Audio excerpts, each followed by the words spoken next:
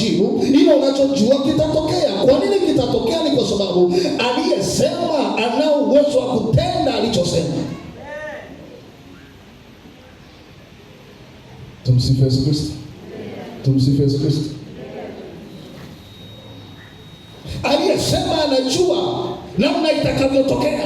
Itatokea kwa namna gani sijui, kitu gani kitatokea sijui, itakuwa kuwaje sijui, lakini amesema ya kwamba kitatokea. Ndicho kilichotokea kwa Bikira Mariamu. Biblia inasema alipopewa ujumbe ya kwamba utapata mimba, utazaa mwana, na akapewa mpaka jina la mtoto, Biblia inasema Mariamu aliuliza swali la msingi kabisa, litakuaje neno hilo kwa maana sijui mume?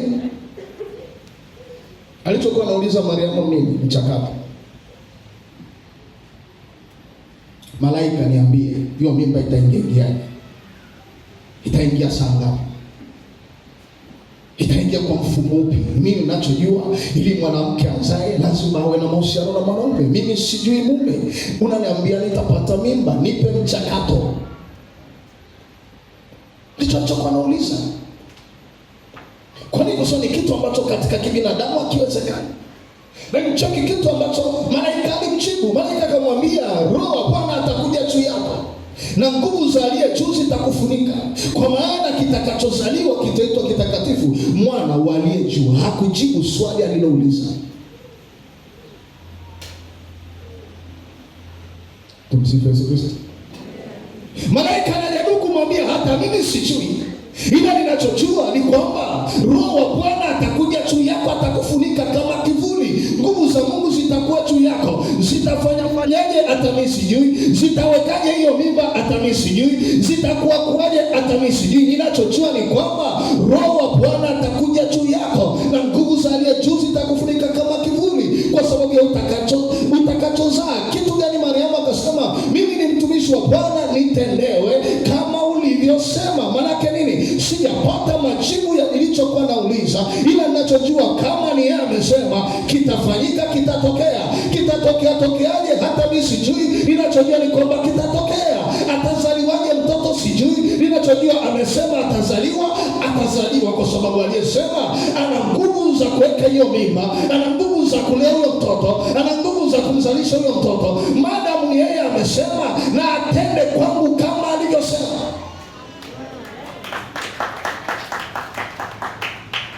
Tumsifu Yesu Kristo.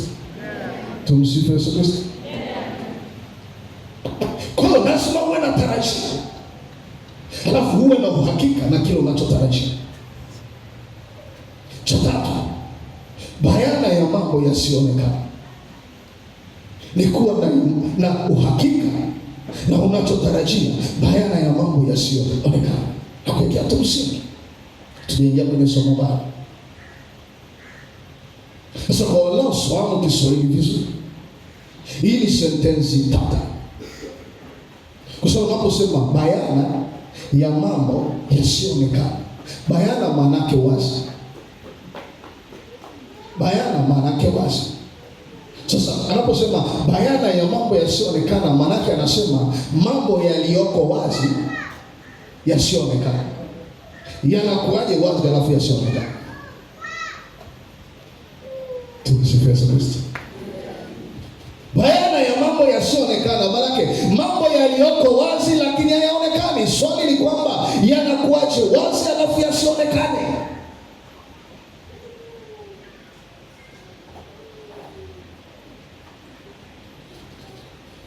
Ni kwa sababu hayaonekani kwa kila mtu, yanaonekana kwa anayeamini. Ndio maana imani ukishakuwa nayo ndani yako, ukishakuwa na tarajio ndani yako, ukishakuwa na uhakika ndani yako, kinachotengenezeka ndani ya moyo wako, unaanza kuona picha ya kile kitu kabla haijaja bado. Kwa nini? Ile picha inatengenezwa na lile tarajio ulilonalo. Ile picha inatengenezwa na ule uhakika ulionao, ule uhakika ulionao ya kwamba Bwana atatenda, ule uhakika ulionao kwamba Mungu atafanya, ule uhakika unakutengenezea picha ya kile kitu ya kwamba kitafanyika. Kwa hiyo watu wote wanaweza kukukatalia, watu wanaweza kukubishia ya kwamba hiki kitu hakiwezekani. Watashangaa unang'ang'ana ya kwamba kitatokea, watashangaa unang'ang'ana kwamba kinawezekana, watashangaa unang'ang'ana kwamba kipo lazima kitakuja. Kinachokupa shida ndani yako nini? Kwa sababu ya picha ulio nayo ndani yako ya imani.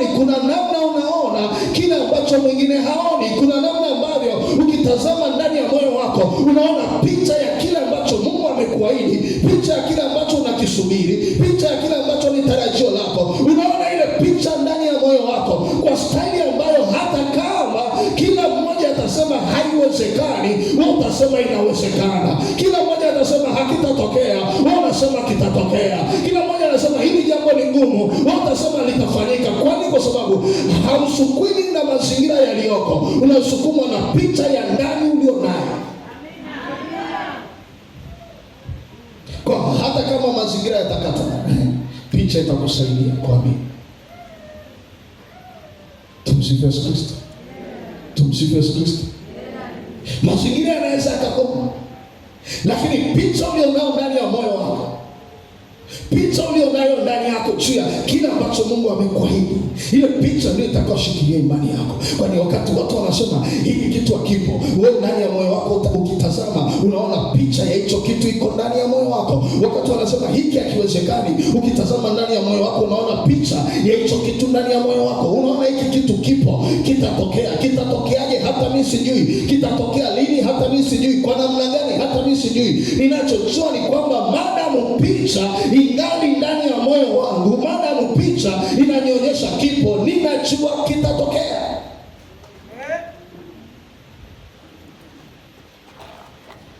Tumsifu Yesu Kristo. Tumsifu Yesu Kristo. Haleluya.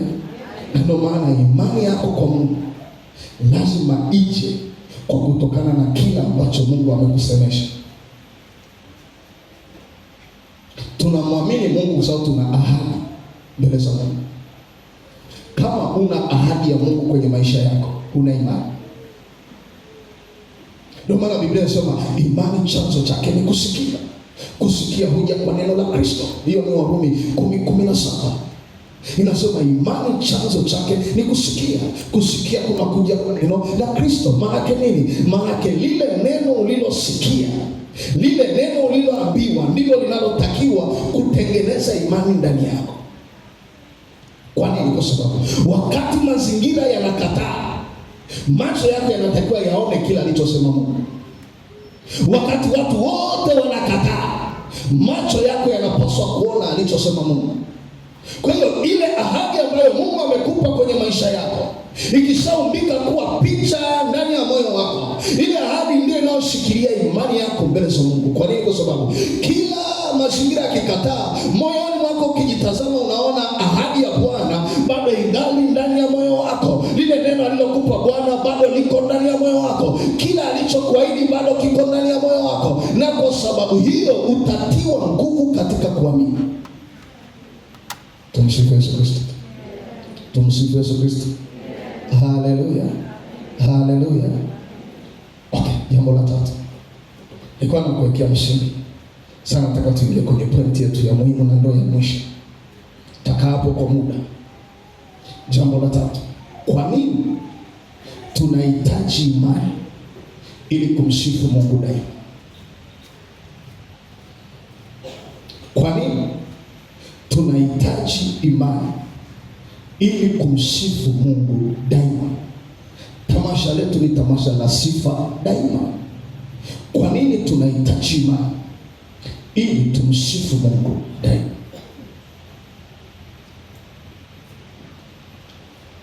Ni kwa sababu kuna wakati ambao mazingira ya kumsifu Mungu yatakataa, ila imani itakusaidia kumsifu Mungu. Jibu lake ni kwamba ni kwa sababu kuna wakati mazingira yatakataa wewe kumsifu Mungu, lakini imani utakayokuwa nayo ndio itakao kusaidia kumsifu Mungu. Haleluya. Haleluya. Wangapi wanatamani kumsifu Mungu daima? Okay. Wacha tuende pamoja tanielewa. Swala la kumsifu Mungu daima linahitaji imani kwa sababu kuna majira mazingira yatakukatalia kumsifu Mungu. Na pale ambapo mazingira yatakukatalia, imani ndio itakao kusaidia kumsifu Mungu. Zaburi ya 137 mstari wa kwanza mpaka wa 6. Zaburi ya 137 mstari wa kwanza mpaka wa 6.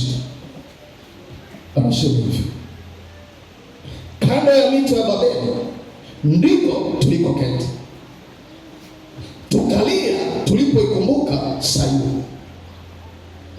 Katika miti iliyo katikati yake tulivitundika vinubi vyetu, maana huko waliotuchukua mateka walitaka tuwaibie, nao waliotuonea walitaka furaha.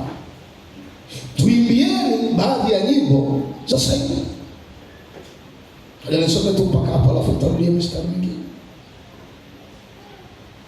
Anasema hivi: kando ya mito ya Babeli ndipo tulipoketi, tukalia tulipoikumbuka Sayuni. Katikati ya miti iliyokuwa ndani yake tulitundika vinubi vyetu. Kwa nini? Wako utumwani Babeli, wako utumwani Babeli, kwenye mazingira ya utumwa, kwenye mazingira ya mateso, kwenye mazingira ya shida, kwenye mazingira ya mkato wa tamaa. Katikati ya mazingira ya Babeli wakaacha kumsifu Bwana kwa sababu mazingira yaliwagomea. Unasemaje waliacha? Biblia inasema walitundika vinubi vyao kwenye miti.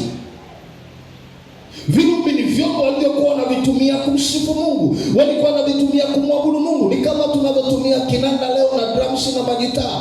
Wao walikuwa wanatumia vinubi. Kwa kitendo cha kuchukua vinubi na kutundika kwenye miti, ilikuwa ni ishara ya kwamba hatuwezi kumsifu Bwana, hatuwezi kumwimbia Bwana kwa sababu mazingira tulionayo hayafai. Haleluya, haleluya. Wako kwenye mazingira ya huzuni, wanasema tulitukalia tulipoikumbuka Sayuni. Maanake wako kwenye mazingira ya huzuni kiasi kwamba walipokuwa wanakumbuka namna walivyokuwa wanaishi Sayuni, machozi yakawatoka. Walipokuwa wanakumbuka namna walivyokuwa wanapata raha Sayuni, wakaanza kulia kwa uchungu. Kwa nini? Kwa sababu wako kwenye mazingira ya huzuni, wametoka kwenye mazingira ya Sayuni, mazingira ya furaha. Wakaamua kuacha kumsifu Bwana, wakatundika vinubi vyao.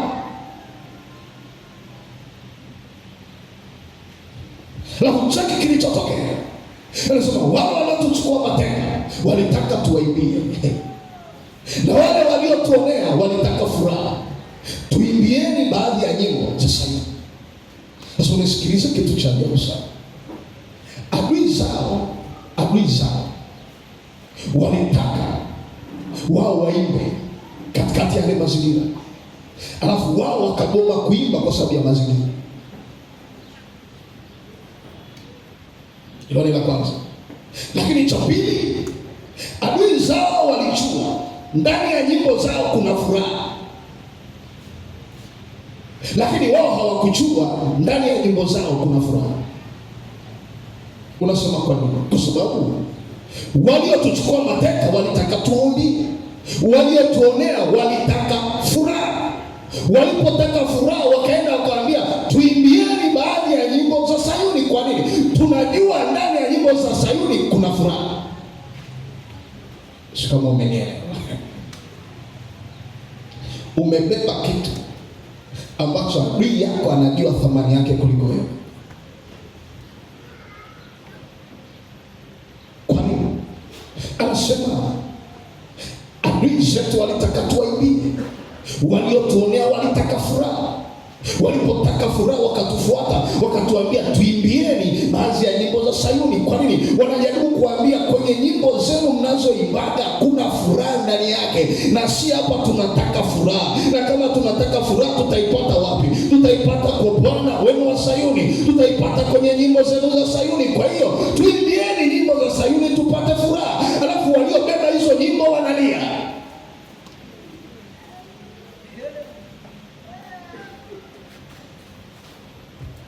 Haleluya, haleluya. Adui zao wanataka furaha, na wameenda kuambia tuimbieni nyimbo mlizo nazo. So tunajua ndani ya hizo nyimbo kuna furaha, na mkiimba tutapata furaha, mkiimba tutaburudika. Tunataka furaha. Tuimbieni baadhi ya nyimbo za Sayuni, kwa sababu ndani ya nyimbo za Sayuni kuna furaha. Lakini wana wa Sayuni wenyewe waliobeba hizo nyimbo za Sayuni ambazo ndani yake kuna furaha, wamekata tamaa, wana huzuni, wamevunjika moyo, wanalia kutokana na mazingira yaliyowazunguka. Alafu katikati ya yale mazingira, adui zao wanajua kabisa wamebeba nyimbo ambazo wakiimba watapata furaha. Lakini waliobeba hizo nyimbo hawajui walichobeba, ya kwamba kina furaha ndani yao. Hawajui walichobeba, ya kwamba kimebeba majibu ya mazingira walionayo. Wanateseka kwenye yale mazingira kwa huzuni, lakini nyimbo walizobeba zina furaha ndani yao. Kitu gani adui zao wanajaribu kuwakumbusha? Ya kwamba ndani ya nyimbo za Sayuni kuna furaha. Kwa hiyo hata kama mko kwenye mazingira ya uchungu, imbeni nyimbo za Sayuni. Hata kama mko kwenye mazingira ya mateka, imbeni nyimbo za Sayuni. Hata kama mmehuzunishwa moyo, imbeni nyimbo za Sayuni, kwa sababu ndani yenu mna nyimbo za Sayuni zilizobeba furaha. Mnahuzunika vipi wakati mmebeba nyimbo zenye furaha ndani yenu?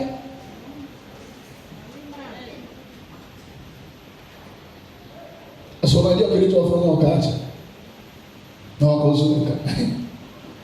Imani yao juu ya kile ambacho Mungu aliwaambia ilikuwa.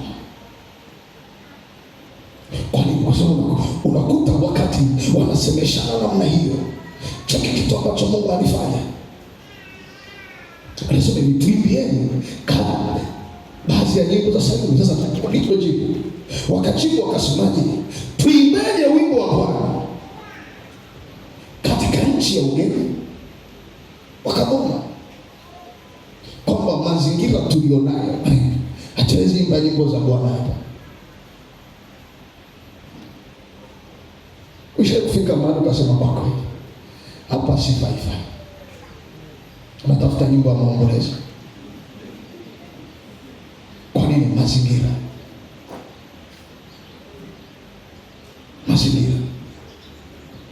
Ndugu wamegoma, tuimbeje wimbo wa Bwana katika nchi ya ugeni?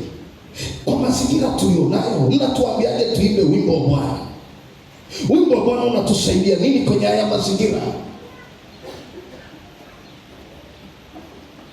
So cheki kitu Mungu aliwasemesha. Wakati wako kwenye kule kunena, wanajibu majibu ya kukata tamaa, ya kwamba tuimbeje wimbo wa Bwana katika nchi ya ugeni? Tuimbeje wimbo wa Bwana kwenye mazingira tulionayo? Tuimbeje wimbo wa Bwana katikati ya uchungu? Tuimbeje wimbo wa Bwana katikati ya kilio? Tuimbeje wimbo wa Bwana katikati ya yale mazingira? Cheki kitu Mungu aliwasemesha.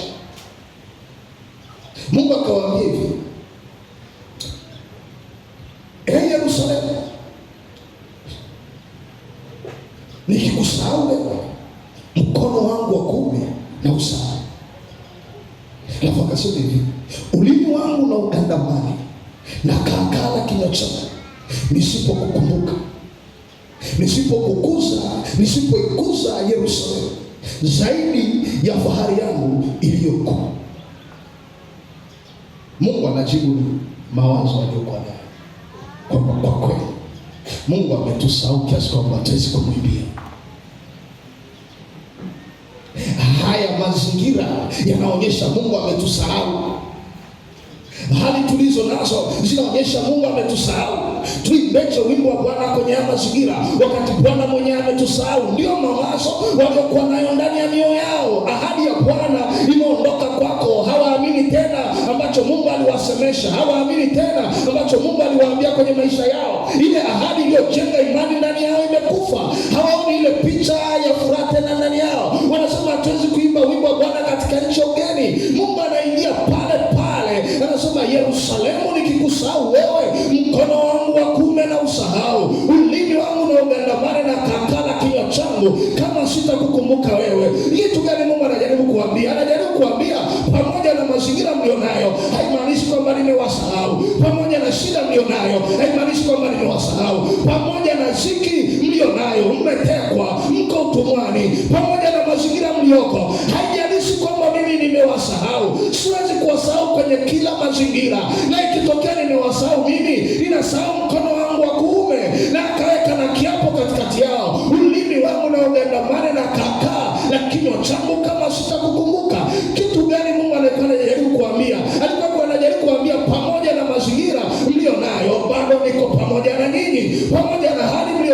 bado niko pamoja na nyinyi. Pamoja ya kwamba mko utumwani, bado niko pamoja na nyinyi. Shikilieni neno la ahadi nililowapa, kwa sababu hilo ndilo linaloniweka katikati yenu.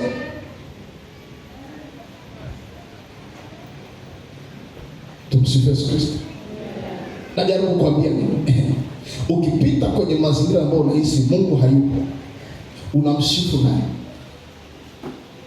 Ghafla sifa zinakufa ndani. Kwa nini?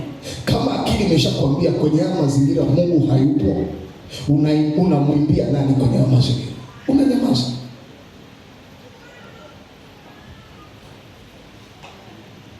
Mungu anajaribu kuambana na waambia, niko na nyinyi kwenye haya mazingira, sitakazi. Nimewaahidi sitawasahau daima. Nikiwasahau mimi na wasahau mkono wangu wa kuume na usahau. Ninyi ni kama mkono wangu wa kuume, siwezi kuwasahau. Haijalishi mazingira mlionayo, siwezi kuwasahau. Haijalishi mateso mlionayo, siwezi kuwasahau. Haijalishi ziki mlizonazo, siwezi kuwasahau. Siwezi kusahau sana ahadi niliyowapa. Kwa hiyo msije mkanyamaza mkifikiri ya kwamba nimewasahau kwa sababu ya mazingira mlionayo. Niko na nyinyi kwenye hayo mazingira. Kitu gani najaribu kuambia? Kuna mazingira mengine unapitia, unafikiri Mungu hayuko kwenye hayo mazingira. Kuna hali nyingine unapitia, unafikiri Mungu hayupo kwenye hali unayopitia. Unasikia yule ameshuhudia amemwona Bwana, yule ameshuhudia amemwona Bwana, yule anashuhudia amemwona Bwana. Umemsubiri juzi, hujamwona. Umemsubiri jana, hujamwona. Unamsubiri leo, hujamwona. Unafika mahali unasema hakuna namna ambavyo ninaweza nikamsifu Bwana kwenye haya mazingira.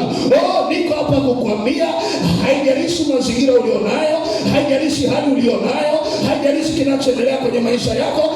Kama una neno la ahadi la Bwana kwenye maisha yako, linatosha kumleta Mungu kwenye mazingira ulionayo. Unapaswa kumsifu Bwana ndani ya hayo mazingira, kwa sababu si kwa sababu Mungu hayuko tu kwenye mazingira yanayokufurahisha, yuko kwenye kila mazingira. Haleluya. Haleluya. Wisi kama umenielewa. Ndugu waligoma kuimba. Shida yao ni mazingira.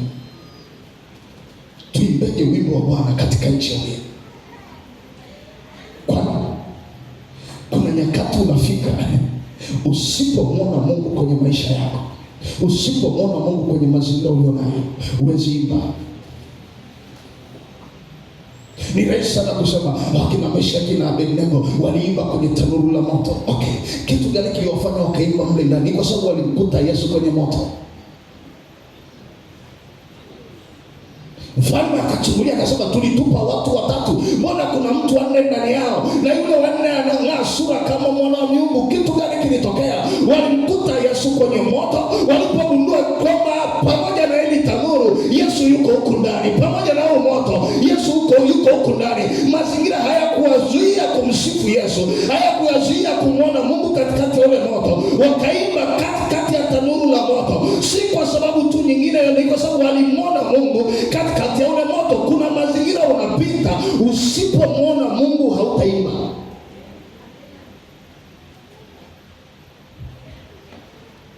Ni rahisi sana kumwona Mungu kando ya maji ya utulivu, sio kwenye bonde la mauti.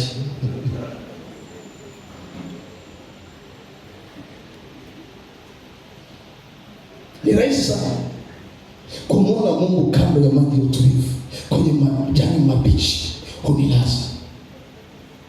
Kwenye mazingira ni rahisi sana kumwona Mungu, lakini ni ngumu sana kumwona Mungu kwenye bonde la uvuli wa mauti. Si kwamba hayupo, tatizo ni wewe kumwona ili uendelee kumsifu katikati ya hayo mazingira. Ndio maana kwamba unahitaji imani, unahitaji kushika kila ambacho Mungu amekwambia. Kilichomsaidia Daudi akasema, nipitapo katika bonde la uvuli wa mauti sitaogopa mabaya, kwa maana wewe uko pamoja nami. Kilichomsaidia ni kwa sababu alimwona Mungu kwenye bonde la uvuli wa mauti alilokuwa anapitia.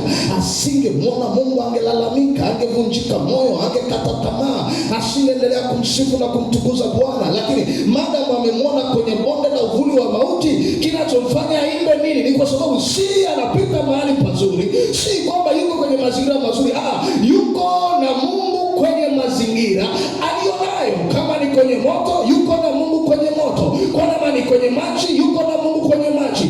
Hayasifu mazingira aliyonayo, anamsifu Mungu aliyeko kwenye hayo mazingira.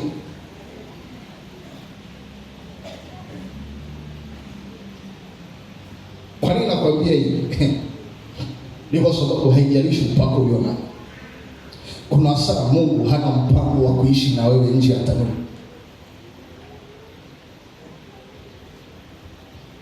Nasema hivi, nakueleza hiki kitu kwa sababu nataka umsifu Mungu daima. Kwa sababu huo umetaka hujataka, kwenye moto utapita. Ni sehemu ya ahadi ya Mungu kwako. Upende unapenda utapita. Swala ni imani ya kumuona Mungu kwenye mazingira hayo ili uendelee kumsifu daima. Kwenye Isaya anasemaje 43? Ujapopita katika moto hautateketea, wala mwali wa moto utakuunguza. Uendapo kwenye maji mengi nitakuwa pamoja nawe, hayatakugarikisha, kwa maana Bwana yuko pamoja na wewe. Si kitu ambacho watu wa Mungu leo wanakitaka. Wangetamani Mungu anasema ukipita kwenye moto nitauzima, ukipita kwenye maji nitayakausha kama bahari ya Shamu, hautapita. Lakini anasema ukipita nitakuwa pamoja na wewe. Swala sio yeye kuwepo, swala ni wewe kumuona.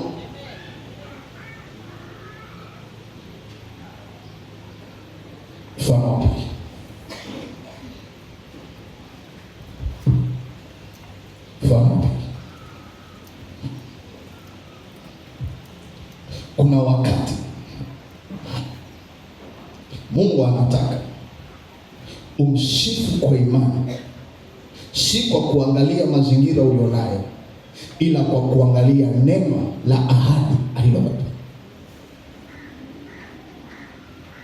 Kuna saa Mungu anataka umsifu daima, si kwa kuangalia mazingira ulionayo, ila ni kwa kuangalia neno la ahadi alilokupa, ambalo kazi yake ni kutengeneza imani ndani yako.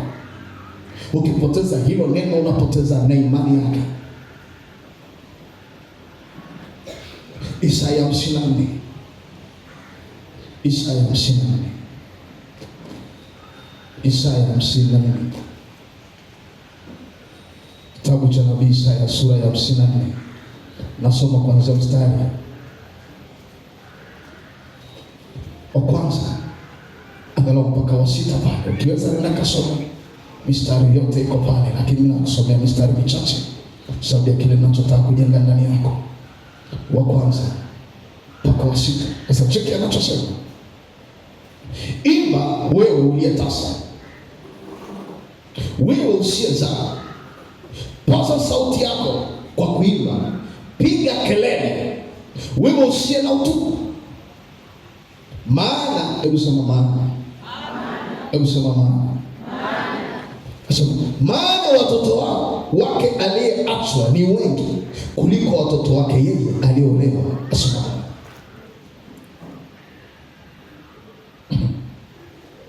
okay. Katika hali ya kawaida ungetegemea Mungu ampe uzao ndipo amwambie imba. Lakini Mungu anakuja anasema imba wewe uliyetasa. Uimbe saa ngapi? Saa ukiwa tasa. Kwa nini? Watoto wako wanakuja walio wengi kuliko waliolewa. Kwa hiyo unatakiwa uimbe, si kwa sababu ya mazingira ulionao, kwa sababu ya picha ulionao ndani ya moyo wako. Kama umenielewa. Ungetegemea Mungu amuondolee utasa kwanza ndipo aimbe. Lakini Mungu anakuja kwake anamwambia imba wewe uliyetasa, piga kelele za furaha wewe usiyezaa, wewe usiye na utungu. Okay, swali. Kwa nini usiniondolee utasa ndipo niimbe? Unataka niimbe katikati ya utasa?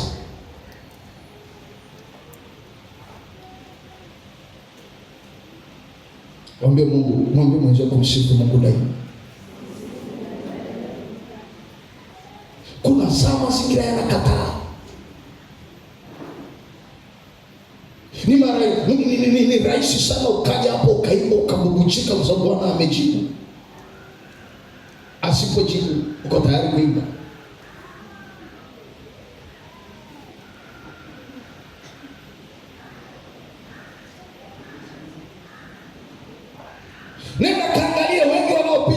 mapito. Nyimbo wanazotunga zinaelezea uchungu na mapito wanaopitia. Hawatungagi za kumsifu Bwana. Atatunga za kumsifu Bwana akimaliza mapito.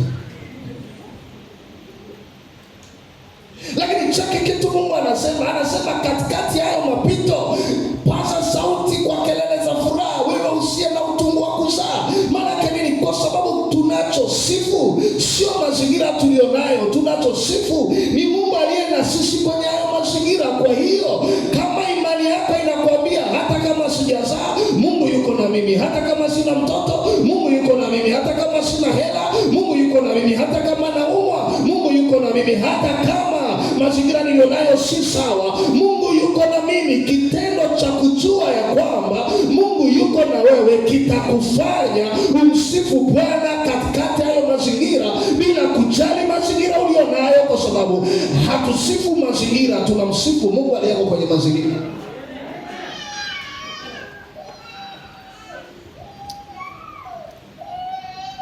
Kwa Mungu anakuja sasa, imba wewe uliyetasa, paza sauti wa usiyezaa, piga kelele usiye na utungu, kwa maana watoto wako ni wengi kuliko watoto waliolea. Sasa cheki anachosema, panua mahali pa hema yako na wayatandaze mapazia ya maskani yako. Usiwakataze, ongeza urefu wa kamba zako, vikaze vigingi vya hema yako, kwa maana utaenea upande wa kuume na upande wa kushoto, na uzao wako, tumsifu Yesu Kristo, utamiliki mataifa. Kitu gani anajaribu kumwambia? Usiimbe kwa sababu ya mazingira ulionayo. Imba kwa sababu ya picha ulionayo ndani ya moyo wako juu ya Mungu. Piga kelele usiyezaa, panua mahali pa hema yako, watandaze mapazia yako. Usiwakataze, maana kuna namna alikuwa anawakataza. Mwisho wangu ni hapa, ongeza urefu wa kamba zako. Kitu gani anajaribu kuonyesha?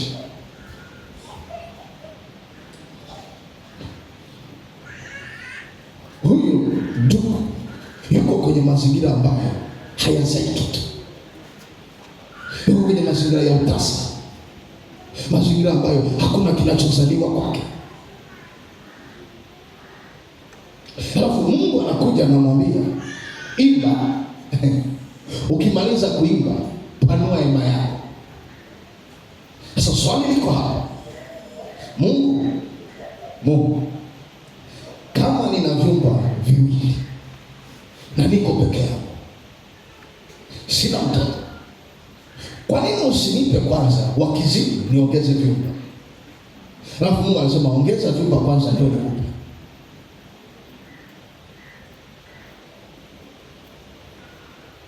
Panua mahali pa hema yako, yatandaze mapazia yako, usiwazuie. Kitu gani Mungu anajaribu kumwambia? Anajaribu kumwambia hivi, imba kwa imani, nafanya maandalizi kwa imani.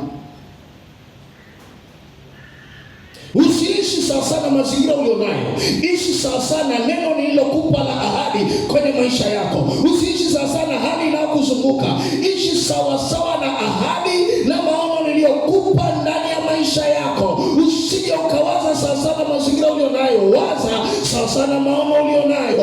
Ukiwaza sawa na mazingira utakwama, so mazingira atakuwekea mipaka. Usiwaze sawa na mazingira, waza sawa na maono ulionayo. Kitu gani Mungu anajaribu kumwambia? Anajaribu kumwambia ya kwamba fanya maandalizi yanayofanana na maono niliyokupa, sio yanayofanana na mazingira ulionayo. Picha ya moyo inakusukuma kufanya nini, sio hali ulionayo. Tumsifu Yesu Kristo. Tumsifu Yesu Kristo. Tumsifu Yesu Kristo. Imba wewe uliyetasa, piga kelele usiyezaa.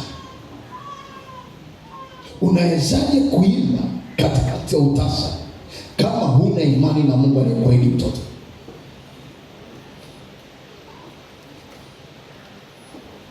Unawezaje kuimba katikati ya umasikini kama huna imani na Mungu aliyekuahidi juu ya uchumi wako? Unahitaji imani ili uweze kumsifu Mungu daima. Pale ambapo mazingira yatakukatalia, imani itakusaidia. Kwa nini? Kwa sababu imani inakuonyesha ng'ambo kabla hujavuka. Imani ni mambo yatarajiwayo, bayana ya mambo yasiyoonekana. Kwa hiyo usimsifu Mungu kwa sababu ya hali ulionayo leo. Msifu Mungu kwa sababu ya namna alivyosema, namna utakavyokuwa kesho.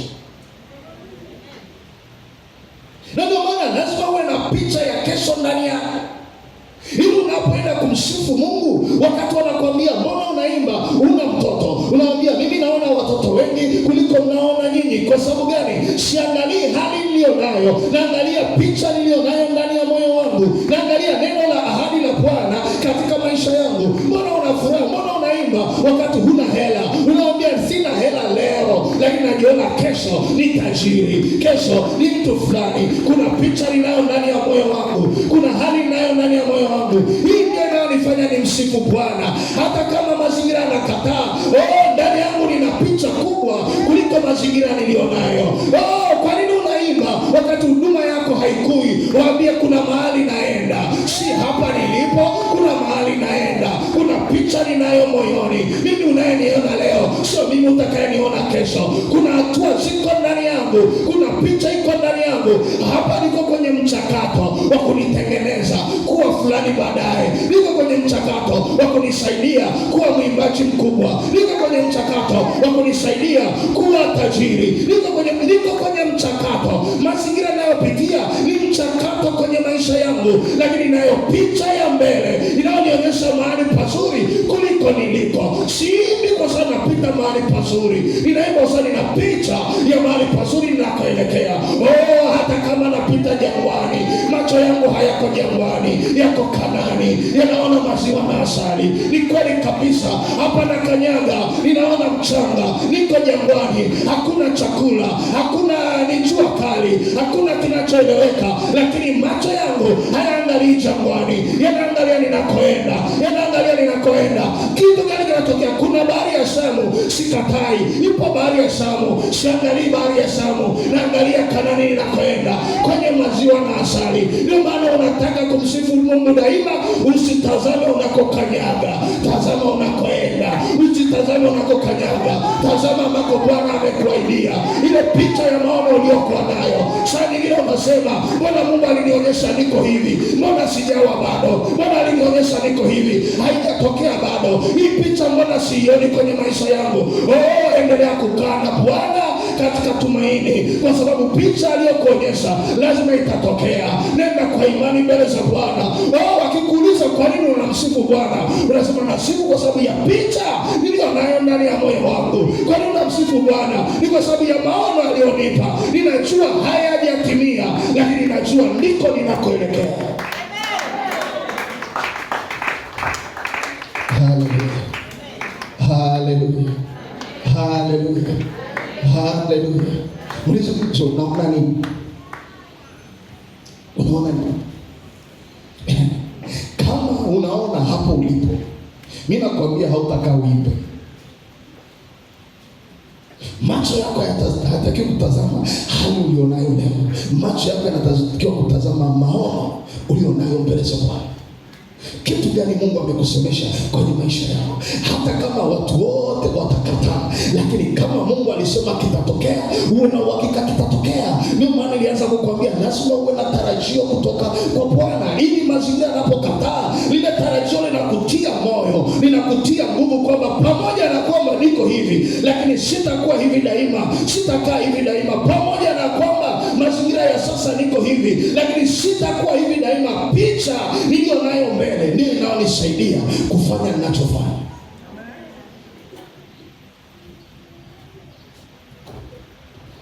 Haleluya. Sasa sikiliza. Shetani akitaka kukukwamisha ni kuua picha ya maono yako pale unapopita mahali pamoja.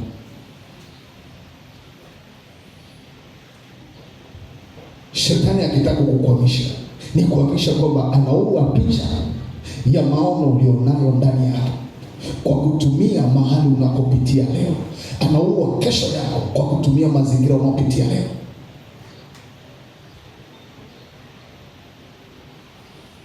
Ndio maana anajaribu kukwambia, haijalishi leo unapitia nini, macho yako usiyaweke leo, angalia kesho iliyoko mbele yako. Kama picha uliokuwa nayo ni ya maono ndani ya moyo wako imekufa, tutaomba hapa Mungu akufurudishie hiyo picha iliyokufa ndani yako, kwa sababu kuna wengine walikuwa na picha kubwa ya mahali wanakoelekea, lakini mahali walikopitia pameua picha waliokuwa nayo. Wakiimba ni kwa sababu wengine wanaimba, si kwa sababu kuna kitu wanaona mbele. Tumsifu Yesu Kristo. Haleluya. Haleluya. Haleluya. Uliza mwanzo huu na picha gani? Unaona Mungu amekupa kipawa, unaimba kwenye jukwaa kubwa la kimataifa. Unatoa wimbo mmoja, una viewers hata 50. Unasema hamna mahali naenda. Hapa nitafute cha kufanya. Unisikilize, usitafute cha kufanya, unacho cha kufanya tayari. Kwa sababu kabla ya hapo hawa 50 walikuwa hawajakufahamu. Leo wanakufahamu 50, kesho watakufahamu 100, kesho kutwa watakufahamu 200. Nenda mbele za Bwana, mwambie sikiliza. Okay, wengine hawajanielewa. Wakati Mungu ananisemesha kuandika vitabu, nimetoa kitabu cha 20 mwezi uliopita, cha 20. Lakini kitabu cha kwanza nilichoandika hakijaisha mpaka leo.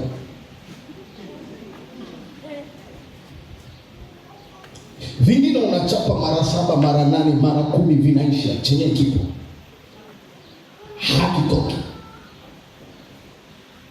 Kwa nini? Hakunaga mwanzo ulio mkubwa.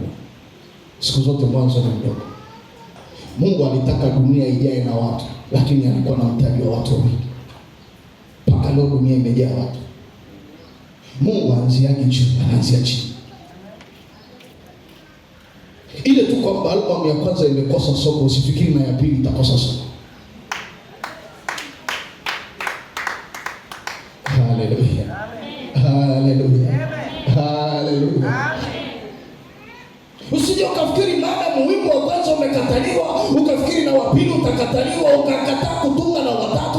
Unasema kama wamekataa wa kwanza, watakubalije wa pili, watakubalije wa tatu? Unisikie, jambo lolote ambalo ni la kwanza ni lango, na niko kwenye vita. Kuna vita malangoni, kwenye malango yoyote iko vita. Ndio maana utatoa albamu ya kwanza, itapigwa vita na kila mtu, hata walio marafiki zako. Utaimba wimbo wa kwanza, kila mtu ataudharau, hata yule ambaye hukutegemea ataudharau. Kwa nini? Kwa sababu ni kitu kinapita kwenye malango, kimebeba vita ya kwake. Lakini hiyo vita isije kukukwamisha kuimba na wa pili, kuimba na watatu. Kitu gani anayekwambia? Inawezekana wa kwanza, maana umepita kwenye vita ya malango, wa pili ukaenda vizuri, wa tatu ukaenda vizuri. Inawezekana wimbo utakao kutambulisha sio wa kwanza, sio wa pili, sio wa tatu. Inawezekana ni wa 5, ni wa 10, ni wa 15. Lakini anajaribu kukwambia kwamba kama Bwana amekupa hayo maono, haijalishi mahali unapopita, haijalishi mazingira ulionayo, haijalishi ulichonacho ndani ya moyo wako, shikilia hiyo picha ambayo Bwana amekupa.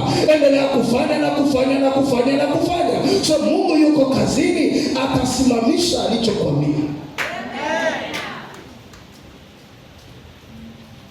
Ningeweza nikasema kitabu cha kwanza nimetoa miezi 6 hakijaisha, mwaka hakijaisha, niandike kingine cha nini? Tumsifu Yesu Kristo. Tumsifu Yesu Kristo. Hujamjua Mungu tunayemsema.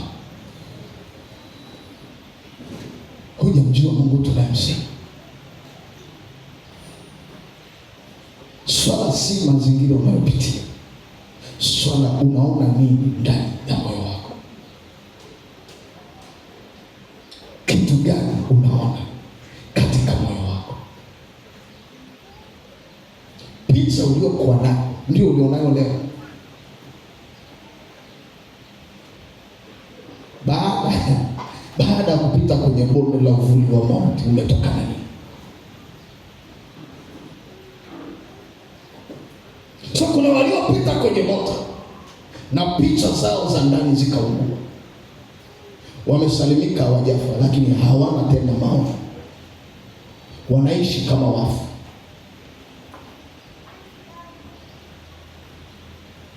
Leo tunataka Mungu amshe tena picha iliyokufa ndani ya moyo wako. Haijalishi mahali ulikopita. Wengine imekufa tu kwa sababu wamesemwa. Unisikilize, kabla hujasifiwa lazima useme vibaya.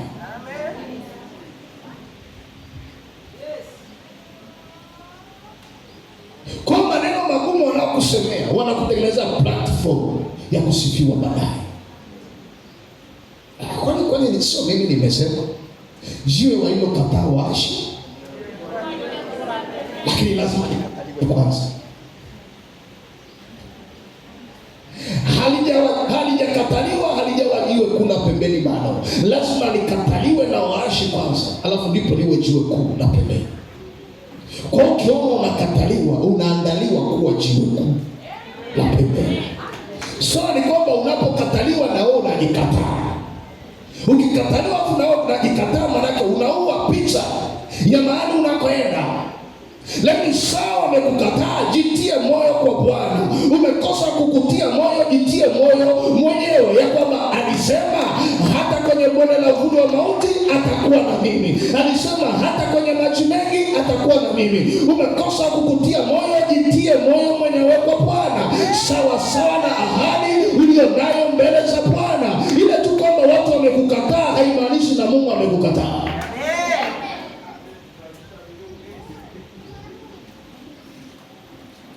Haleluya. Haleluya. Ndio maana kuna saa nyingine hawakuiti kwa sababu wanakutaka, ila wanakuita kwa sababu saa imefika na ulichobeba kinatakiwa.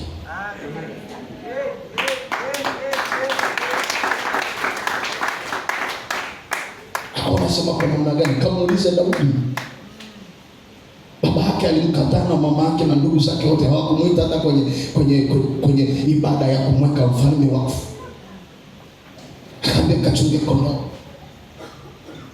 Lakini saa ya Bwana ilipofika, walisema hatutakula, hatutakunywa, hatutakaa mpaka Daudi atokee.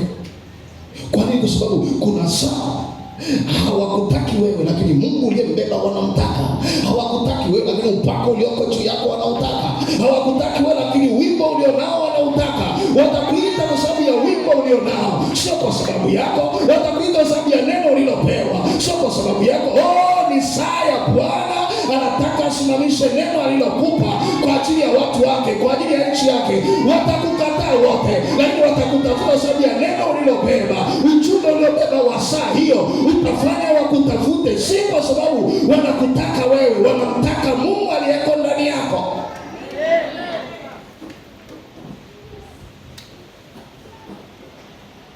Haleluya. Haleluya.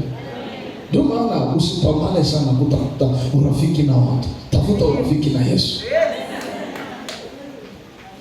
Ukiwa rafiki wa Yesu atakutanisha na marafiki zake. Na Yesu ana marafiki wengi kuliko wenzake.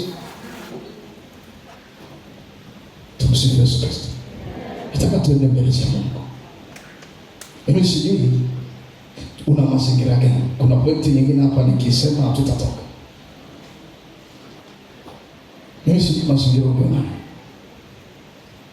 Lakini kuna saa Mungu anataka umsifu ili atimize alichosema kwenye maisha yako. Kuna saa Mungu anataka umsifu ili atimize alichosema kwenye maisha yako. Badala ya kukuondolea utasa ili usifu, anataka umsifu katikati ya utasa ili akupe watoto. Saa unamsubiri Mungu akupe watoto ili usifu. Mungu anasubiri usifu ili akupe watoto. Ndio maana anasema imba wewe uliyetasa, piga kelele wewe usiyezaa. Kwa nini aimbe wakati ni tasa?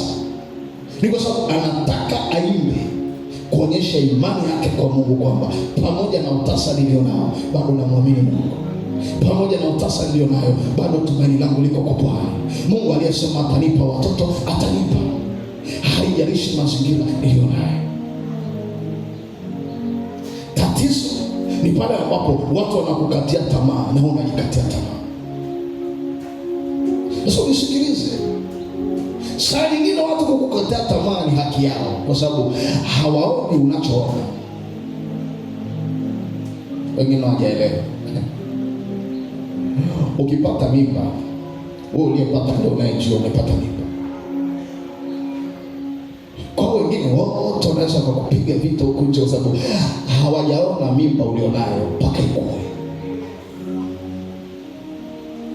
Kwa sababu wewe unaijua mimba kwa mabadiliko unayoyapata ndani ya mwili wako. Wao wanaijua mimba kwa kuona tumbo, kwa mpaka waone tumbo limekuwa ndo wajue mimba ulionayo. Hawajaona tumbo, wataendelea kukupiga vita kwamba huna chochote, hujabebeshwa chochote, huna ulichobeba. Lakini wewe uliyeko ndani yako unajua kuna kitu kiko huku ndani kinasubiri saa ya kuzaliwa. Kuna mimba iko huku ndani, ina siku moja, unajua kuna mimba iko huko ndani, ina mwezi, unajua kuna mimba iko huko ndani. Wengine wanasubiri waje wamuone mtoto ndipo washangilie pamoja na wewe. Wewe usisubiri mtoto, mshangilie Bwana, kwa sababu hata kama wengine hawajaona ulichobeba, wewe unakijua ulichobeba. Hata kama hawajui mimba ambayo Mungu amekupa, wewe unajua mimba ambayo Bwana ameweka ndani ya maisha yako, na unajua iko siku itazaa, na ikizaa watajua kwamba ulikuwa na mimba. Ikizaa watajua kwamba kuna kitu ulibebeshwa ambacho hawakujua, lakini wataona mtoto kwa namna ambavyo unawaambia mlikuwa mnabisha ya kwamba sina mimba, isheni na huyu mtoto sasa ametokea mtoto. Wanaweza kabishia mimba ulionayo, lakini sio mtoto uliyezaa. Ndio maana lazima upambane kilichoko huko ndani kitoke. Sababu ukikata tamaa, ukifanacho ni hasara. Sababu hukupewa kwa ajili yako, ulipewa kwa ajili ya watu wengi. Nataka tuende mbele za Mungu. Praise Bwana, mje kuja. Mimi sijui umekwama wapi, sijui kinubi chako umetundika wapi, lakini tunataka moyo wa kumsifu Mungu daima.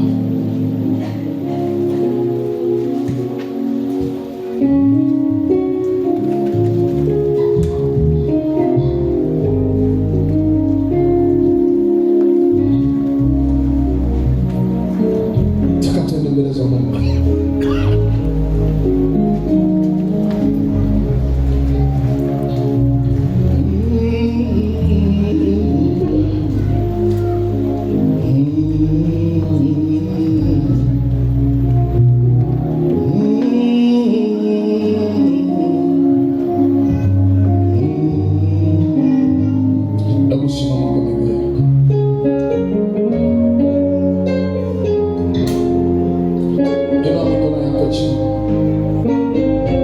Sema, Mungu Baba, Mungu Baba, ninakuja mbele zako.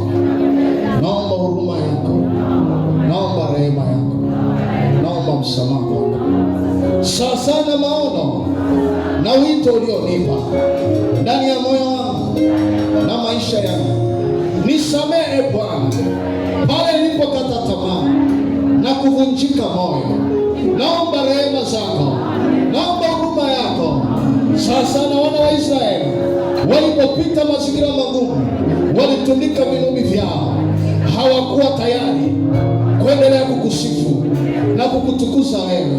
Nimeacha Bwana kilichonipasa kufanya. Sasa na mazingira niliyopitia, naomba rehema zako, naomba msamaha wako. Jambo lolote nililopitia kwenye maisha yangu likaumiza moyo wangu na kufifisha hali ya kukusifu, hali ya kukusifu na kukutukuza wewe, naomba unisamehe, naomba uniponye, naomba unihuishe, naomba uniweke huru katika jina la Yesu, katika jina la Yesu. Mazingira yoyote ya kukataliwa, ya maumivu, ya mapito niliyopita yakasababisha kiwango changu na kiu yangu ya kukusifu daima ikashuka, ikakata kwenye maisha yangu, naomba rehema zako, naomba huruma yako, naomba msamaha wako. Bwana Yesu, Bwana Yesu Kristo, nakuomba sasa, tamka tu, Bwana Yesu Kristo, Na kuomba sasa, rejesha tena picha ya maono iliyopotea, iliyopotea, iliyopotea, iliyopotea, iliyopotea, iliyopotea ndani ya wito wangu, ndani ya wito wangu, ndani ya maisha yangu. Rudisha Bwana ile picha iliyoondolewa katika moyo wangu. Irejee sasa, irejee sasa, irejee sasa, irejee sasa, irejee sasa, irejee sasa. Hebu inua mikono yako chini. Natamani Mungu akuonyeshe tena picha aliyokuonyesha mara ya kwanza. Unapomwambia peke yangu siwezi, nenda na hiyo picha, mwambie kwa kweli, picha uliyoweka ndani yangu ni kubwa kuliko nguvu zangu. Maono uliyonibebesha ni makubwa kuliko uwezo nilio nao. Uwepo wako usipoenda nami sitaweza. Yeremia alipobebeshwa akasema mimi ni mtoto. Mungu akasema usiseme mimi ni mtoto, kwa maana nimekuita na nitakuwa na wewe. Isaya alipoonyeshwa akasema nina midomo michafu, nami nimemwona Bwana, nimeona matendo makuu, nimeona uso wa Bwana, nina midomo michafu. Akasikia sauti inasema tumtume nani?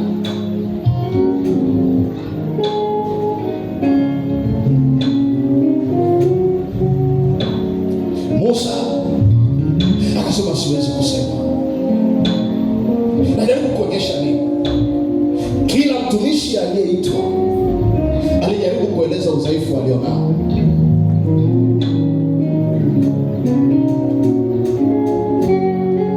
Mungu anakupa maono makubwa kuliko uwezo wako ili umtegemee. Akikupa yanayolingana na uwezo ulionao utajitegemea mwenyewe. Ndio maana lazima akupe picha kubwa kuliko uwezo ulionao. Na wengi wanaikataa hiyo picha kwa sababu wanaangalia mazingira yao.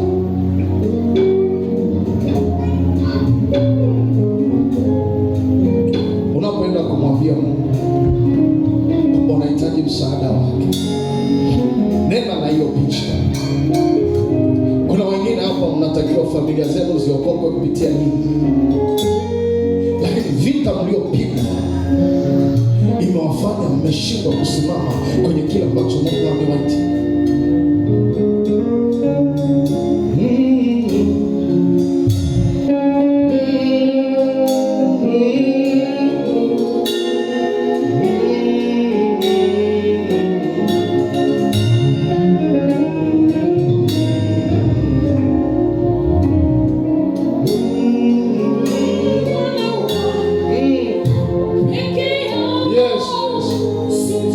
Sitoweza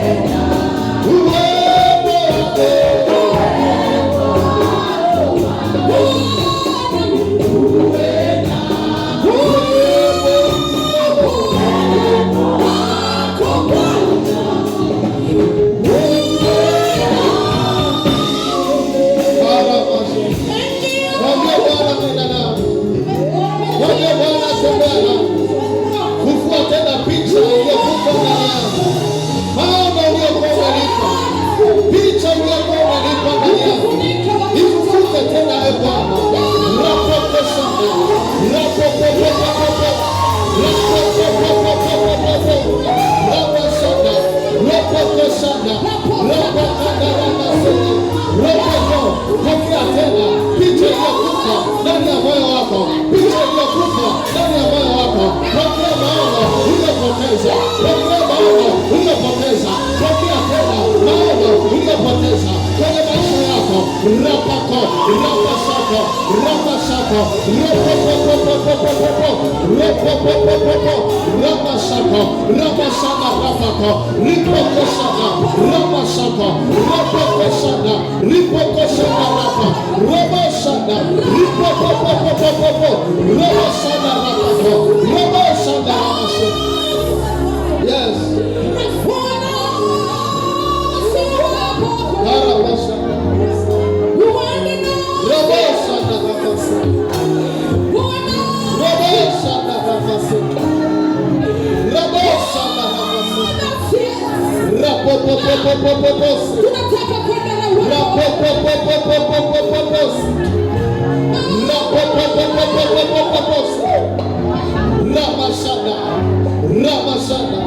Dai picha iliyopotea ndani yako.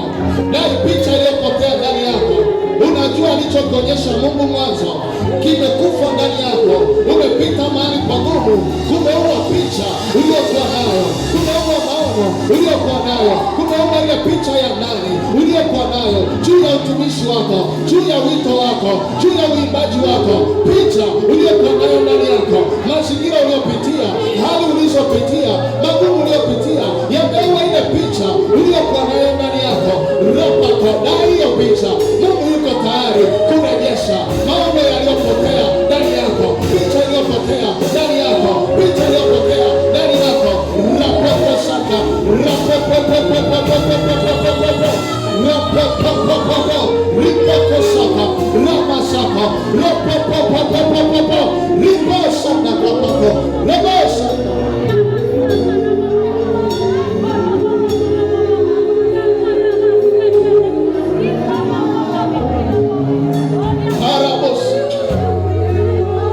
Rapokosana, rapopopopopopoposa, rapasana, raposa, ripokosana, rapopopopopopoposa, rapopopopopopopoposa, ripoposana, rapopopopoposa, ribosana, raposa.